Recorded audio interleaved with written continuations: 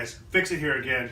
So right now I have a faulty extraction tank or expansion tank, and so let me show you what that is. There you have an expansion tank, and what that does is it actually allows pressure rather than going back into the line, which it can't go because there's a backflow system on your water nowadays.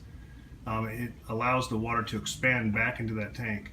So what we're going to do is I'm going to show you how to test that, and I'm also going to show you how to replace that because mine's bad, and I'll show you why. So this is simple. All you do is you remove this little top here. So it's like a bicycle pump, like a bicycle nozzle.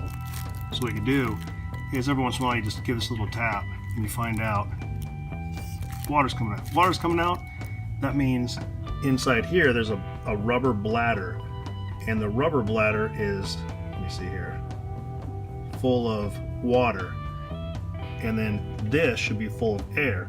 So once the rubber bladder breaks, it'll leak into the thing, and then you'll have a tank full of water. So now, if your tank does that, that means you have a bad tank. That's broken. Needs to be replaced.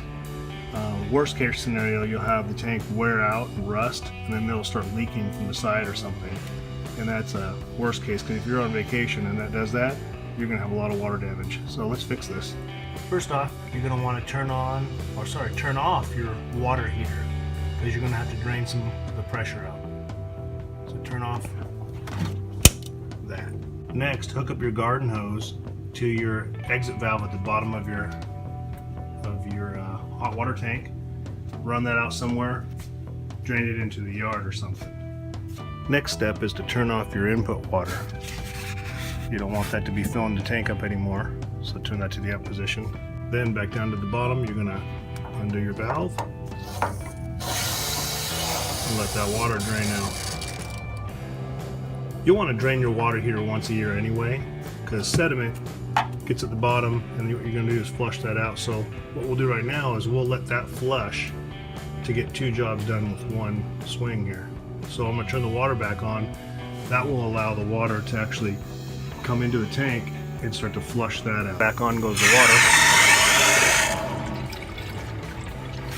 and that should flush out. Now, I don't see any sediment, but we're going to let that flush. So the fresh water comes in, it pushes out all the sediment from the bottom of the tank, and hopefully this gets that all out.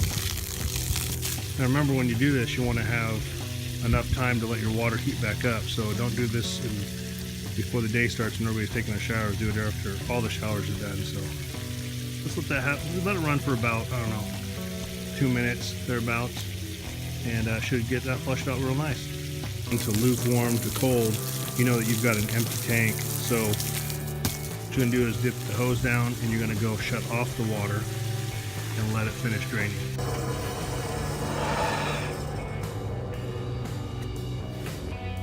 Now as that drains, it's going to take the pressure off of that backflow area. So what you can do now is you can take that tank off. Let's do that now. So let's just screw right off. Righty tighty, lefty loosey.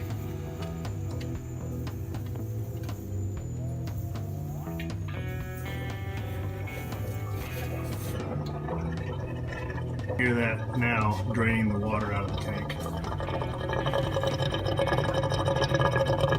Let's get the new one ready to put on. So you can order these online, probably cheaper than buying them local. So what you got is your input. This is a 1/2 inch, and my system is set up for 3/4, so I had to go buy I don't know what they call it, like a coupler or an adapter. Basically adapts from a 1/2 inch to the 3/4 inch. Not a big deal. Put on your tape, apply that.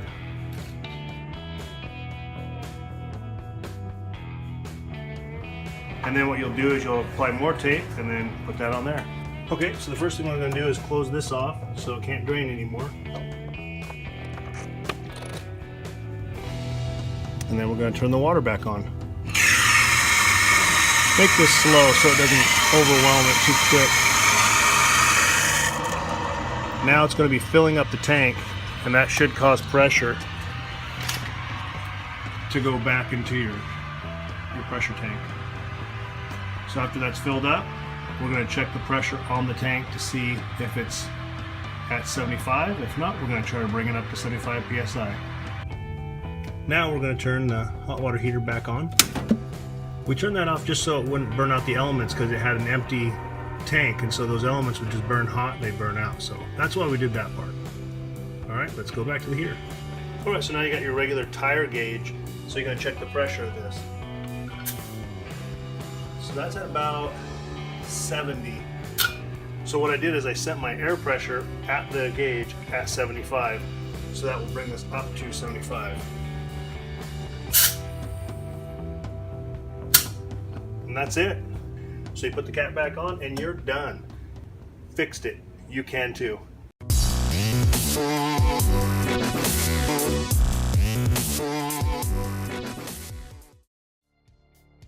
After you get everything fixed, come in and run a line. Run the hot water, run the cold water. You might have some air in your lines. If you have air in your lines, don't worry about it. Just let the pressure run out. You may have some sediment still in your lines if you ran your water while it was doing the drain. Because if you put water into the system, then it will churn that stuff up and it will go into your lines. But that'll come out. It shouldn't clog up. You may have some clogging in the filters in your faucets, but for the most part, it's very fine sediment, so it should just come right through and out. You check it once. Now get all the air out of all the hot lines. And then from there, open one of your valves to all the way hot and leave that running while you go and check the pressure one more time. Best way is to set your, like I said before, set your air hose to 75 and just let that equalize. Should be good. See where that lands. Nice, we're up to about 70. I'm comfortable with that.